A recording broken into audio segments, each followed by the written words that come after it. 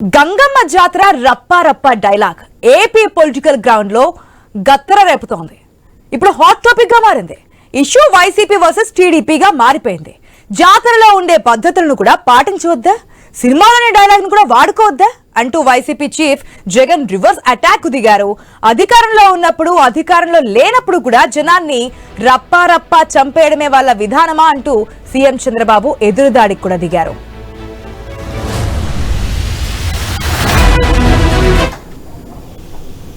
గంగమ్మ జాతరలో పొట్టేళ్ల తలకాయలు కోసినట్టు రపా రపా నరికేస్తాం. అదే పోస్టరా? అదే సినిమా డైలాగ్ అనుకుంటా స్వామి. పుష్ప సినిమా డైలాగ్ అది. మరి నువ్వే చెప్తున్నావు స్వామి. అంటే ఇప్పుడు పుష్ప సినిమా డైలాగులు పెట్టినా కూడా తప్పేనా? అసలు డెమోక్రసీలో ఉన్నామా, డెమోక్రసీలో లేమా స్వామి మనం? ఇది నాకు అర్థం కావడం.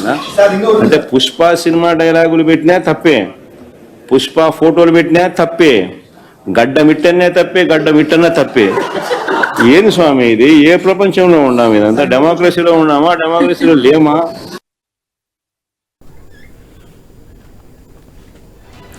అయితే వైఎస్ జగన్ రెంటపాలెం టూర్ తర్వాత చేసిన ఈ కామెంట్ వివాదంగా మారింది.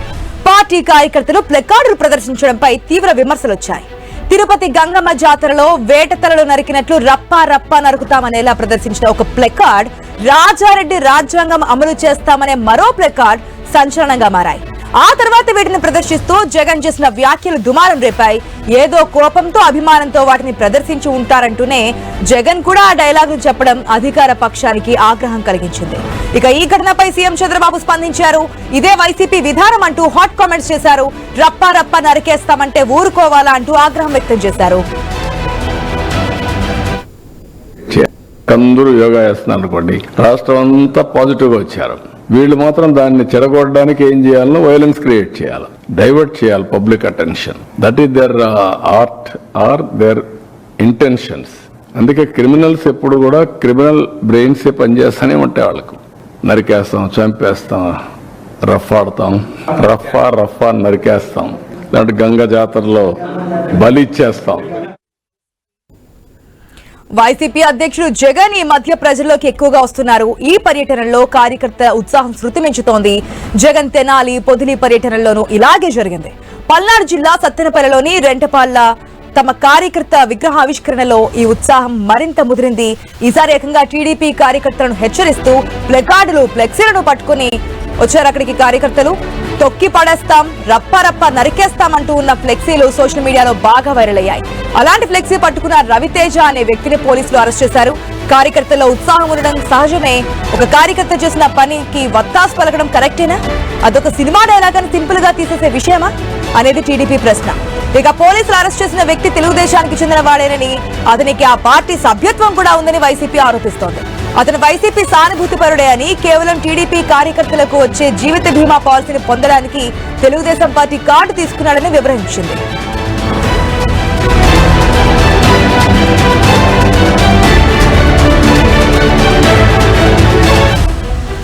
మనం చూస్తున్నాం ఈ 2 రోజుల నుంచి మెయిన్ గా ఏపీలో నడుస్తున్నటువంటి రాజకీయ వివాదం మనం చూస్తున్నాం. ఇంతకు ముందు ప్లే చేసినటువంటి 2 వీడియోస్ కూడా మనకి క్లియర్ కట్ గా తెలుస్తోంది. ఏదైతే రెంటపాలకు వెళ్తున్నప్పుడు అక్కడ ప్రదర్శించినటువంటి ప్లకార్డులు, దాన్ని ఎంతవరకు సమర్థించవచ్చు? సినిమా డైలాగ్ అయితే ఏ సందర్భాన్ని బట్టి వాడాలి? సినిమా డైలాగ్ సినిమా కిందే చూడొచ్చా, లేదంటే ఈ విధంగా ప్లకార్డులు ప్రదర్శించినటువంటి వ్యక్తిని అరెస్ట్ చేస్తే అది కరెక్ట్ కాదు అని చెప్పడం ఎంతవరకు సమంజసం అనే ప్రశ్నలు అయితే ఉత్పన్నమవుతున్నాయి. సో ఏం జరుగుతోంది? ఈ సినిమా డైలాగ్స్ వార్ కాస్త ఎంతవరకు చేరుతోంది? అది ప్రజలకి ఎటువంటి సందేశాన్ని ఇస్తుందనేది ఇప్పుడు ప్రస్తుతం వస్తున్నటువంటి ప్రశ్న. టీడీపీ కూడా క్వశ్చన్ చేస్తోంది. రాష్ట్రం అంతా ఒకవైపు ఉంటే వీరు మాత్రం ఇంకా పాత పద్ధతిలోనే ఉన్నారు. నరుకుతాం, చంపుతామంటూ చూస్తూ ఊరుకోవాలా అంటూ కూడా పవన్ కళ్యాణ్ కూడా దీనికి సంబంధించి స్పందించారు. తప్పకుండా యాక్షన్ తీసుకుంటామని చెప్పారు. కానీ రాష్ట్రం ముందుకు వెళ్ళాలి అనుకున్నప్పుడు రాజకీయ పార్టీలు సాధారణంగా ఇటువంటి కామెంట్స్ చేసుకుంటే అధికార ప్రతిపక్ష పార్టీల మధ్య డైలాగ్ వార్స్ మనం కామన్ గానే చూస్తుంటాం. కానీ రప్పా రప్పా నరుగుతామనే ఆ ఒక్క ప్లకార్డు ఒక విధంగా వివాదానికి శ్రీకారం చుట్టిందని చెప్పొచ్చు. అది కాస్త ఈ స్థాయికి చేరుకుంది.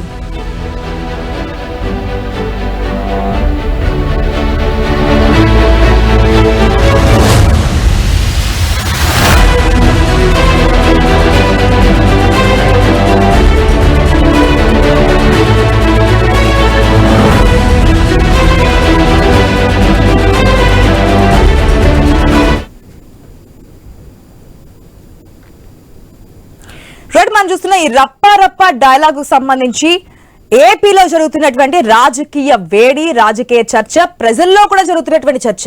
దీనికి సంబంధించి అసలు ప్రజలకు ఉపయోగపడేది కాదు. కానీ ఏం మాట మాట్లాడాలి, సినిమా డైలాగులు ఏ సందర్భంలో అయినా వాడచ్చా? ఒకవేళ మన పార్టీకి సంబంధించిన వాళ్ళైతే దేన్నైనా సరే సమర్థించాలా, ఖండించాలా? ఎస్, దీనికి సంబంధించి మాట్లాడానికి మనతో పాటు డిబేట్ లో పార్టిసిపేట్ చేస్తున్నారు బొట్ల రామారావు గారు, వైసీపీ నాయకులు, శరత్ చౌదరి గారు ఉన్నారు, టీడీపీ సీనియర్ లీడర్, అదేవిధంగా మస్తాన్ రావు గారు ఉన్నారు, పొలిటికల్ అనలిస్ట్. మా ప్రతినిధి హరీష్ కూడా జూమ్ లో సిద్ధంగా ఉన్నారు. మొదటగా హరీష్ దగ్గర నుంచి ఇన్ఫర్మేషన్ తీసుకుని గెస్టుల దగ్గరికి వెళ్దాం. Right Harish, good evening. ఏదైతే ఏపీ రాజకీయాల్లో ఇప్పుడు పెను దుమారం రేపుతున్నటువంటి రప్ప రప్ప డైలాగ్ సంబంధించి ప్రజల్లో కూడా చర్చ జరుగుతోంది. పొలిటికల్ ఈక్వేషన్స్ వేరు, సినిమా డైలాగ్స్ వేరు. కానీ ఈ విధంగా నరుకుతామంటే ఏ విధంగా సహించేదంటూ అధికార పార్టీ చెప్తోంది. సినిమా డైలాగులు కూడా వాడుకోవద్దా అంటూ కూడా గత అధికార పార్టీ చెప్తున్నటువంటి విషయం. డీటెయిల్స్ అంటే ప్రజల్లో ఏం చర్చ జరుగుతోంది? Good evening. అయితే ఖచ్చితంగా మీరు చెప్పాడు, కానీ ఇది ఈ విషయం మాత్రం ప్రజల్లో పెద్ద ఎత్తున చర్చగా మొదలైనటువంటి సిచ్యువేషన్ ఉంది. ఎందుకంటే ఒక మాజీ ముఖ్యమంత్రి స్థాయిలో ఉన్నటువంటి వ్యక్తి ఆ రప్పారప్పాకు సంబంధించినటువంటి పోస్టర్స్ కి సంబంధించినటువంటి అంశం పైన చేసినటువంటి కామెంట్స్, ఒక గ్రామానికి సంబంధించి స్థానికంగా ఉండేటువంటి ఒక వర్గానికి సంబంధించినటువంటి ఫెస్టివల్స్ నిర్వహించుకునేటువంటి సమయంలో గంగమ్మ జాతర లాంటి ఒక ఫెస్టివల్, లోకల్ ఫెస్టివల్స్ కి సంబంధించినటువంటి అంశం, ఇది ఒక రకంగా చెప్పాలంటే చాలా సున్నితమైనటువంటి అంశం. అయితే ఈ అంశానికి సంబంధించి ఏదైతే యాడ్ అయినటువంటి డైలాగ్స్ ఉన్నాయో ఆ డైలాగ్స్ కి సంబంధించినటువంటి వ్యవహారం పైన ఇప్పుడు ప్రజెంట్ ఈ రాజకీయాలన్నీ కూడా ఆసక్తికరంగా అన్నట్టుగా మనం చెప్పుకోవచ్చు. ఎందుకంటే మాజీ ముఖ్యమంత్రి స్థాయిలో ఉన్నటువంటి వ్యక్తి ఆ డైలాగ్ ని సమర్థించడంతో పాటుగా ఆ డైలాగ్ కి సంబంధించినటువంటి వ్యవహారంలో రాజకీయాలకు సంబంధించినటువంటి అంశాలను ముడిపెడుతూ చేసినటువంటి కామెంట్స్ కి సంబంధించినటువంటి ఇష్యూ ఏదైతే ఉందో అది ప్రజెంట్ చర్చనీయాంశంగా మారినటువంటి సిచ్యువేషన్ కనిపిస్తుంది. ఇక్కడ రాబోయేటువంటి రోజుల్లో ఈ వ్యవహారం పైన అటు తెలుగుదేశం పార్టీకి సంబంధించి కావచ్చు, ఇటు కూటమి పార్టీలు, అదేవిధంగా వైఎస్ఆర్ కాంగ్రెస్ పార్టీకి సంబంధించినటువంటి నాయకత్వం ఎలాంటి స్టెప్ తీసుకుంటుందనే ఒక రకంగా ఆసక్తికరంగా మారితే ఈ డైలాగ్ సంబంధించినటువంటి వ్యవహారం మాత్రం సినిమా డైలాగ్ అయినప్పటికీ కూడా రాజకీయాల్లో ఒక రకమైనటువంటి హుందా రాజకీయాలు నడపాల్సినటువంటి వ్యక్తులు ఎవరైతే ఉన్నారో, మాజీ ముఖ్యమంత్రి స్థాయిలో ఉన్నటువంటి, ఇప్పుడు ప్రజెంట్ ముఖ్యమంత్రిగా ఉన్నటువంటి చంద్రబాబు నాయుడు కావచ్చు, వీళ్ళందరూ కూడా చేసినటువంటి కామెంట్స్ కి సంబంధించినటువంటి వ్యవహారం ఇది పూర్తిగా ఆసక్తికరంగా మారిందని చెప్పుకోవచ్చు. ఈ వ్యవహారం పైన అటు చంద్రబాబు కూడా చాలా సీరియస్ గా అయ్యారు. అదేవిధంగా ఎవరైతే పోస్టర్ ప్రదర్శించారో ఆ పోస్టర్ ప్రదర్శించినటువంటి ఆ వ్యక్తిని కూడా ఇప్పటికీ అరెస్ట్ చేశారు, జైల్లో కూడా ప్రొడ్యూస్ చేసినటువంటి సిచ్యువేషన్. సో ఇప్పుడు ఈ మొత్తం అంశానికి సంబంధించినంత వరకు కూడా రాష్ట్ర ప్రభుత్వం అంటే కూటమి ప్రభుత్వం ఈ వ్యవహారాలు ఏదైతే వాటిపైన చాలా సీరియస్ గా స్పందించింది. అయితే వాస్తవంగా చెప్పాలంటే ఇలాంటి డైలాగ్స్ ఈ మధ్య కాలంలో ఒక రకమైనటువంటి ఉద్రిక్తమైనటువంటి వాతావరణం, కామెంట్స్ కి సంబంధించినటువంటి వ్యవహారం ఉద్రిక్తమైనటువంటి పరిస్థితులు దారితీసినటువంటి కనిపిస్తున్నటువంటి నేపథ్యంలో ఈ వ్యవహారం పైన రాజకీయాలు ఎలా ఉంటాయి అనేది కూడా ప్రజెంట్ ఆసక్తికరంగా మారినటువంటి సిచ్యువేషన్ అయితే మనకి ఏపీ రాజకీయాలు కనిపిస్తున్నాయి. ఆశా రైట్ హరీష్, ఒక నిమిషం. ఎస్, మనం పొలిటికల్ ఈక్వేషన్స్ చూస్తున్నాం. ఒక పార్టీ మరొక పార్టీ తాము చేసినటువంటి కామెంట్స్ ని, డైలాగ్స్ ని సమర్థిస్తున్నాయి. మస్తాన్ రావు గారి దగ్గర నుంచి స్టార్ట్ చేద్దాం. మస్తాన్ రావు గారు నమస్తే అండి. నమస్తే అండి. నమస్తే. మస్తాన్ రావు గారు, పాలిటిక్స్ లో సినిమాల ప్రభావం అనేది మనకు కనిపిస్తోంది. ఈ మధ్యకాలం అంటే ఏపీలో మరీ ఇంకాస్త ఎక్కువ కనిపిస్తుందేమో అనేది అర్థమవుతోంది. ఏంటి, ఎంతవరకు దేనికైనా ఒక లిమిట్స్ అంటూ ఉంటాయి కదా? ఇట్లా నరికేస్తాము, రప్ప డైలాగ్లు, సినిమా డైలాగ్స్ కదా, ఏదైనా తప్పుగానే భావిస్తారా? ఇవన్నీ ఏ విధంగా చూడొచ్చు అంటారు? గుడ్ ఈవినింగ్ అండి.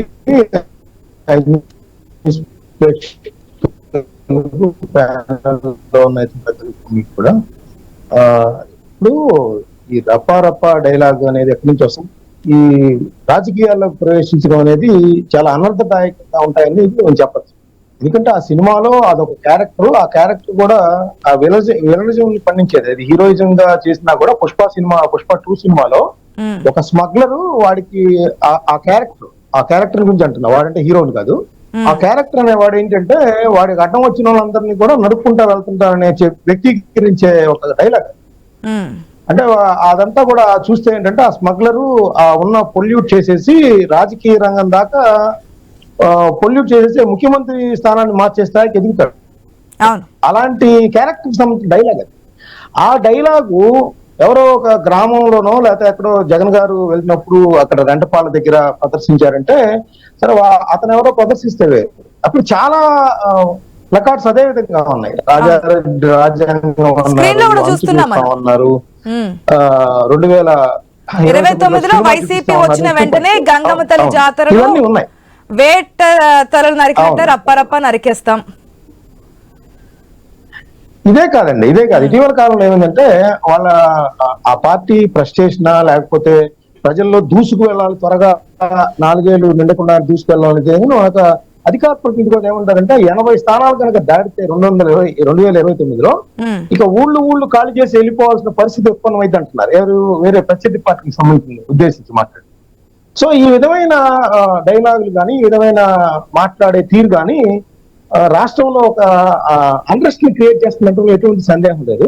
అయితే ఇక్కడ ప్రధానంగా వైసీపీ ఏంటంటే రెండు విధానాలు అవలంబిస్తుంది. ఒకటేమో ఆ పట్టుకున్న వ్యక్తి తెలుగుదేశం పార్టీకి సంబంధించిన వ్యక్తిని వాళ్ళ సోషల్ మీడియా కొంతసేపు ట్రోల్ చేసింది. అది మాకేం సంబంధం లేదు, ఇది కుట్రకోణం అన్నప్పుడు అట్లా పెట్టడం తప్పు అనేది అంగీకరించినట్టు. ఆ ఒక గంటకి ఆయన జగన్మోహన్ రెడ్డి గారు ప్రెస్ మీట్ పెట్టి విలేకరులు అడిగినప్పుడు ఆయన 1కి 5 సార్లు విలేకరుల చేత కూడా ఉత్తరించారు. అక్కడ విషయం అర్థం కాదంటే నాకు ప్రధానమైన ప్రశ్న, అక్కడ ఉన్న విలేకరులు కూడా సార్ ఇది అన్డెమోక్రటిక్ అవుతుందేమో కదా అనేది కూడా ఎవరు అడగలేదు అనేది కూడా చర్చ జరుగుతుంది. ఇప్పుడు ఆయన దాని సమర్థింపుగా నరిగితే తప్పేంటి, అదొక డైలాగు, డెమోక్రసీలో సినిమా డైలాగులు పెట్టడం కూడా తప్ప అంటే ప్రజల్ని మోటివేట్ చేసేవి ఏవి కూడా మంచిగా ఉండాలి. చెడుగా ఉంటే త్వరగా వాళ్ళని ఎమర్జ్ చేసుకుంటారు. చెడు తొందరగా వెళ్ళిపోతుంది, అందరి మనసుల్లోకి వెళ్ళిపోతుంది. సో అలాంటిది తప్పని చెప్పాలి. ఇంకోటి ఏంటంటే అలాంటిది ఎవరైనా పెట్టుంటే కనుక మా పార్టీ వాటిని ప్రోత్సహించదు అని చెప్పాల్సిన పరిస్థితుల్లో తీసుకోవాలి అని చెప్పాల్సింది. అంతే అంటారా? ఖచ్చితంగా అంతే, ఖచ్చితంగా. ఇంకోటి కూడా చెప్తా, ఒక్క 30 సెకండ్స్ మేడం. ఇప్పుడు వాళ్ళు ఏమంటా ఉన్నారంటే తెలుగుదేశం పార్టీకి సంబంధించి అనలేదా గతంలో, లేదంటే పవన్ కళ్యాణ్ అనలేదంటే మీరు ఎందుకు కేసులు పెట్టలేదు? ప్రజలు దాన్ని కూడా హర్షించరు. అలా ఆ విధంగా మాట్లాడతానని హర్షించరు. అప్పుడు అన్నారు కాబట్టి ఇప్పుడు మీరు అంటారా? తప్పు కదా. వాళ్ళు అంటాం తప్పు అంటున్నప్పుడు మీరు ఎలా రిపీట్ చేస్తున్నారు? అది తప్పు కదా.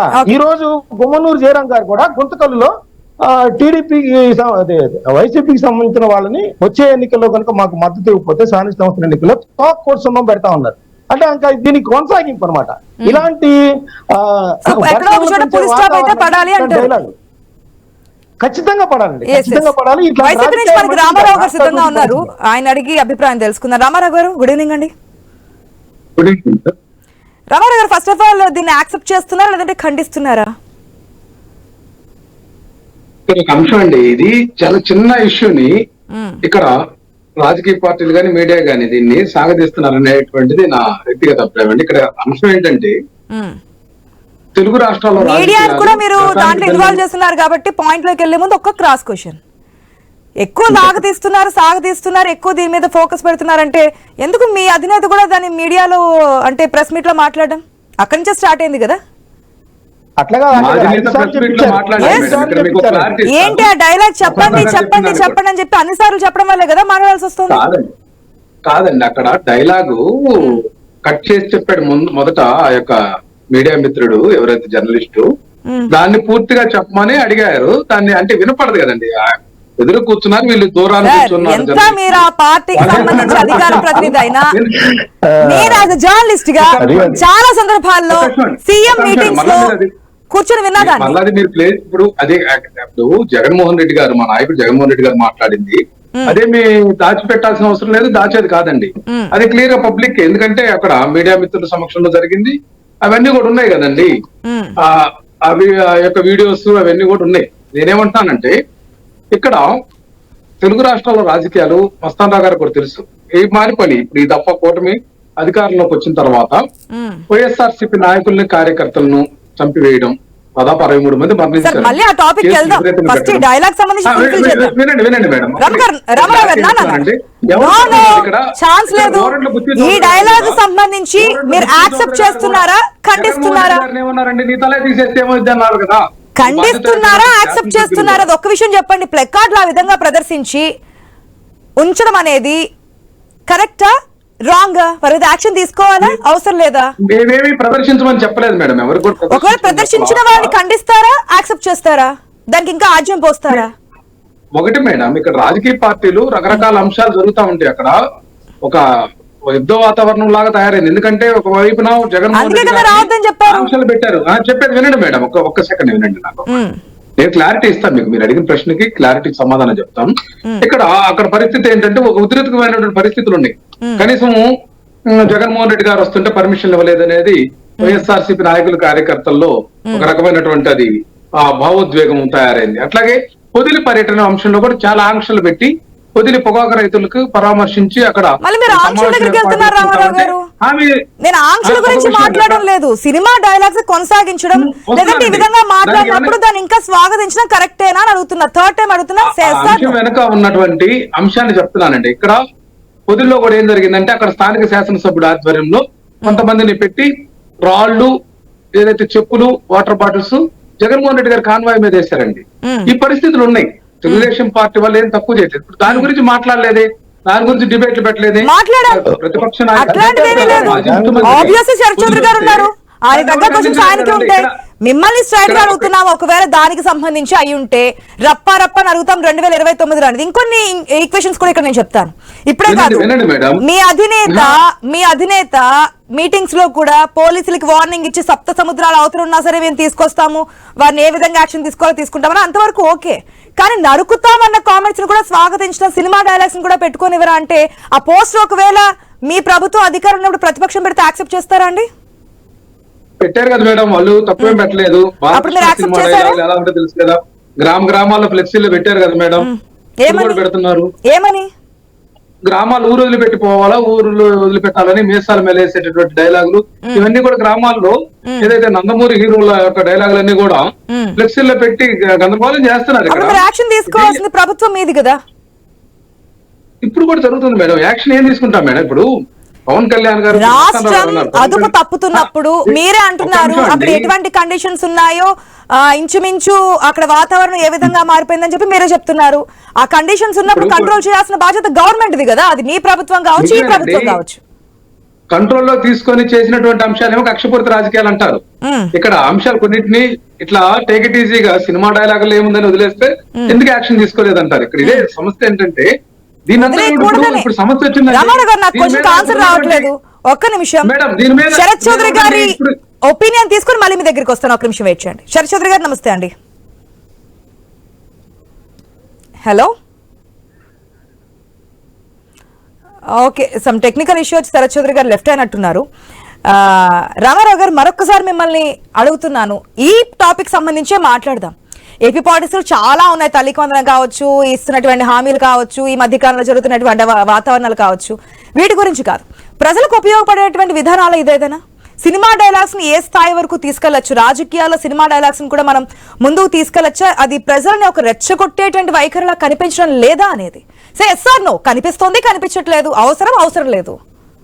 మేడం అసలు ఈ సంస్కృతి శ్రీకారం చుట్టిందే తెలుగుదేశం పార్టీ. మీరు ఎందుకు కొనసాగించాలి? చెప్పేది వినండి మేడం. సినిమాలో నేపథ్యం వెనకున్నందువల్ల ఈ రెండు పార్టీలకి ఇది అలవాటు. ఆ క్రమంలో కొంతమంది కార్యకర్తలు ఎవరో పెట్టుకున్నటువంటి అంశం, అది కూడా తెలుగుదేశం పార్టీ కార్యకర్త పెట్టాడు. తెలుగుదేశం పార్టీ సభ్యత్వం ఉన్నటువంటి వ్యక్తి చేసిన పని. ఇందులో కుట్రకోణం ఉందా, లేకపోతే అత్యుత్సాహంతో తెలుగుదేశం పార్టీ నచ్చక మళ్ళీ ఇప్పుడు కొంతమంది శాసనసభ్యులు తెలుగుదేశం పార్టీ వాళ్ళు కూడా ఇప్పుడు తెలుగుదేశం పార్టీని, కూటమి ప్రభుత్వాన్ని విమర్శిస్తున్న పరిస్థితి ఉంది. కే ప్రభాకర్ గారు కానీ, అట్లాగే యార్లగడ్డ నేనేమంటున్నానంటే టీడీపీ మీద వ్యతిరేకత వచ్చిందంటే వైసీపీకి అనుకూలంగానే ఉన్నట్టు కదా, అదే మీ అధినేత కూడా ప్రెస్ మీట్ లో చెప్పారు. అదే నేనేమంటానంటే ఇటువంటి పరిస్థితుల్లో మనము దీన్ని ఇదమితంగా ఏం చేయలేమండి. ఇది చాలా సింపుల్ ఇష్యూని ఎవరో ఒక ఆకతాయిలు చేసినటువంటి ఆ యొక్క ప్లై కార్డు తీసుకోవాలా వద్దా? ఆశా గారు తీసుకోవాల్సింది ఎవరు మేడం? ప్రభుత్వం కదా. మేమేం దాన్ని ఏమి నిలువరించట్లేదు మేడం. అంశం ఎమ్మెల్యేలు కూడా ఈ రోజు తలకాయలు తీసేస్తామని మాట్లాడుతున్నారు. సామాన్యమైనటువంటి కార్యకర్త ఓటర్ చేసినటువంటి పనికి ఈ విధంగా స్పందించి ఎమ్మెల్యే జగన్మోహన్ రెడ్డి గారు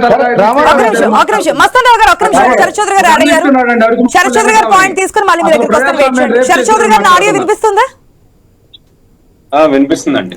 శరత్చంద్ర గారు, ఏంటి ఎందాక వెళ్తున్నాయి ఏపీ పాలిటిక్స్? కూటమి ప్రభుత్వం వచ్చింది, ప్రజల సుఖ సంతోషాలతో ఏవీ లేకుండా ఉంటారనుకుంటే ఇప్పుడు ప్రజలకు ఉపయోగపడినటువంటి టాపిక్ వల్ల ఈ డిస్కషన్స్ అంతా నడుస్తున్నాయి.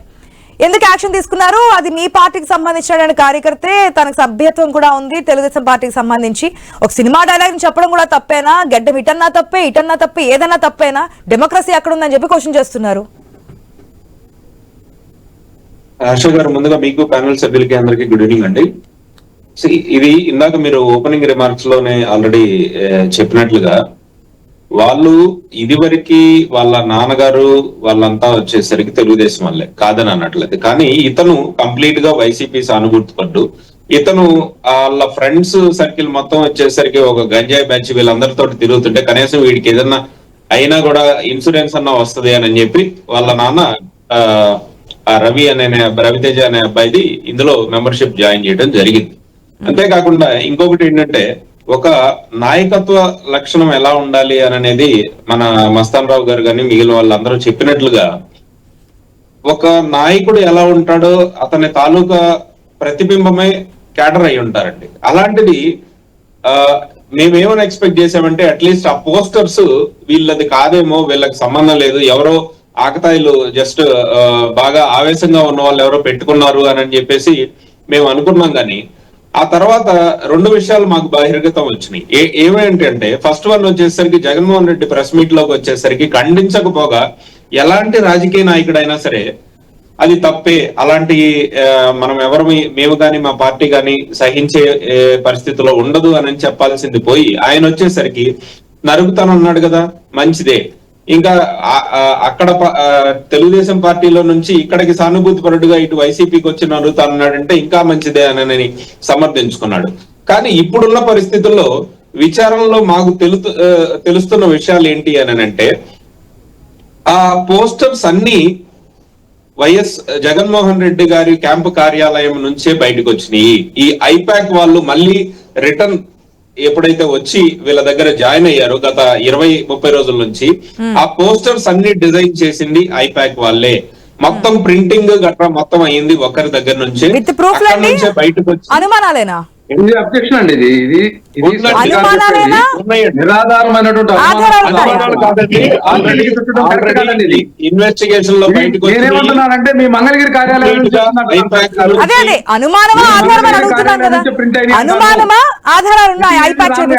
అనుమానం కాదండి, ఆధారాలు ఒక్కొక్కటి వెలికి తీస్తున్నాము. ఇన్వెస్టిగేషన్ లో బయటకు వచ్చిన వాస్తవాన్ని మేము మీకు చెప్తున్నాం. అవి కంప్లీట్ గా బయటకు వస్తున్నాయి, ఇన్వెస్టిగేషన్ జరుగుతుంది. అది ఎక్కడి నుంచి వచ్చింది చాలా సమయం ఇచ్చాం, ప్లీజ్ వెయిట్ చేయాలండి. రామారావు గారు ప్లీజ్. శర్చౌదరి గారు ఎందుకు చేశారనుకోవచ్చు ఆ ప్లే కార్డులు ప్లే చేయడానికి కారణం ఏమనుకోవచ్చు? మీరేమనుకుంటున్నారు? ఒకవేళ ప్లే చేయడానికి ఏంటంటే, ఇప్పుడు జగన్మోహన్ రెడ్డి గారు గత 5 సంవత్సరాల్లో 2019 నుంచి 2024 వరకు ఏ విధంగా ఒక్కొక్కరిని భయభ్రాంతులకు గురి చేసి గత 5 సంవత్సరాలు పరిపాలన చేశాడనేది అర్థం అవుతుంది. కానీ గత ఈ ఓటమి తాలూకా గుణపాఠం అనేది ఏది నేర్చుకోకపోగా మేము ఇంకా అగ్రెసివ్ గా వెళ్ళిపోతాము, మేము అవసరం అనుకుంటే దీన్ని ఏంటంటే 2 విధాలుగా చూడాలండి. ఒకటి వచ్చేసరికి పోలీసుల్ని భయభ్రాంతులకు గురి చేయడం, వాళ్ళ విధుల నుంచి వాళ్ళు విధులలో నుంచి వాళ్ళు సక్రమంగా చేయకుండా వీళ్ళు ఎక్కువ పోలీసు సిబ్బందిని అడ్డుకొని దాంతో పాటుగా వాళ్ళని భయభ్రాంతులకు గురి చేయడం ఉంటాయి. రెండోది వచ్చేసరికి అక్కడ ఉన్న వాళ్ళ క్యాడర్ కి మోరల్ ఇచ్చేటట్లుగా ఒకటి ప్రయత్నిస్తున్నారు. ఏదంటే మనమే రాబోతున్నాము అని ఒక ఊహల్లో గడపడానికి కూడా ట్రై చేస్తున్నారు. బట్ ఇక్కడ తెలుసుకోవాల్సిన విషయం ఏంటంటే, ఆంధ్రప్రదేశ్ మొత్తం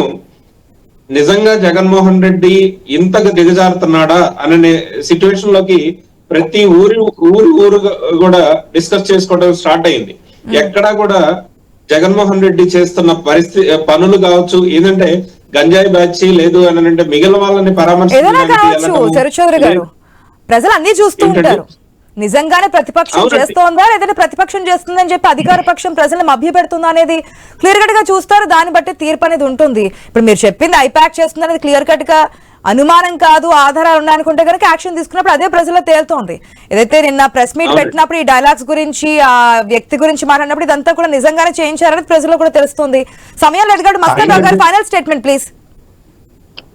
ఆశ గారు, ఏంటంటే గతంలో ఇప్పుడు జగన్ గారు కూడా ఇప్పుడు తెలుగుదేశం పార్టీ ఏ విధంగా లోకేష్ గారు చేశారంటున్నారు. గతంలో ఆయన చంద్రబాబు నాయుడు గారిని రోడ్డు మీదే కాల్చాలి, అదేవిధంగా బావిలో వెళ్ళి దూకమని చెప్పండి, బంగాళాఖాతంలో కలిపేస్తారు, ఇట్లాంటివి కూడా ఉన్నాయి. అదేవిధంగా సిద్ధం సభల సందర్భంగా పవన్ కళ్యాణ్ గారి బొమ్మని చంద్రబాబు నాయుడు గారి బొమ్మని పక్క పక్కనే పెట్టి ఆ సిద్ధం సభకు వచ్చిన వాళ్ళ చేత పిడిగుతులు గుర్తించి తొక్కించిన పరిస్థితి కూడా మనం చూసాం. ఇలాంటివి ఏవి కూడా ఇలాంటివేవి కూడా రాజకీయాలకు మంచిది కాదు. రాజకీయ వ్యూహాలు ఉంటే ఏంటంటే వాళ్ళు చేసిన వాగ్దానాలని అమలు చేయకపోతే నిలదీయమనండి, Yes. వాళ్ళ యొక్క వైఫల్యాలను ప్రకటించమనండి, దానిలో తప్పులేదు. ప్రజల తరపున హక్కు ఉంటుంది ప్రతిపక్ష పార్టీగా, అలా చేయాలి. కానీ ఇలాగా ఈ దిగజారుడు అంటే ఈ సినిమా డైలాగులు అనేది బ్యాడ్ ప్రాపగండా, బ్యాడ్ ఇది చూపిస్తే బ్యాడ్ ఎలిమెంట్స్ ని ప్రోత్సహించే విధంగా ఉంటాయి అనేది అందరూ అన్ని రాజకీయ పార్టీలను గుర్తించాలి. ఎస్పెషల్లీ నిన్న జగన్మోహన్ రెడ్డి గారిది జాతీయ స్థాయిలో మీడియాకు కూడా వెళ్ళిపోయి ఆంధ్రప్రదేశ్ లో ఇలాంటి రాజకీయాలు జరుగుతాయా, ఇలాంటి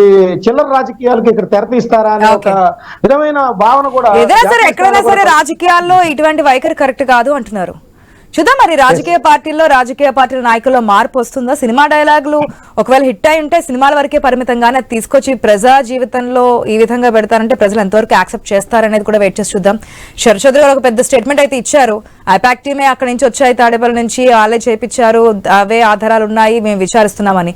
ఒకవేళ అవి కూడా బయటకు వచ్చాయంటే ఈ డైలాగ్ వార్ అనేది ఇంకాస్త ముందుకెళ్ళే అవకాశం ఉంది. ఏదైనా సరే ఇటువంటివి ముందుకెళ్ళకుండా పులి స్టాప్ పెడితేనే రాజకీయాలు కూడా ప్రశాంతంగా సాగే అవకాశం ఉంటుంది. Thank you so much Mastan Rao గారు, రామారావు గారు, శరత్ చౌదరి గారు డిబేట్ లో పార్టిసిపేట్ చేసినందుకు. ఇది వాటి స్పెషల్ డిబేట్. అప్డేట్స్ కొనసాగుతూనే ఉంటాయి. Keep watching I news.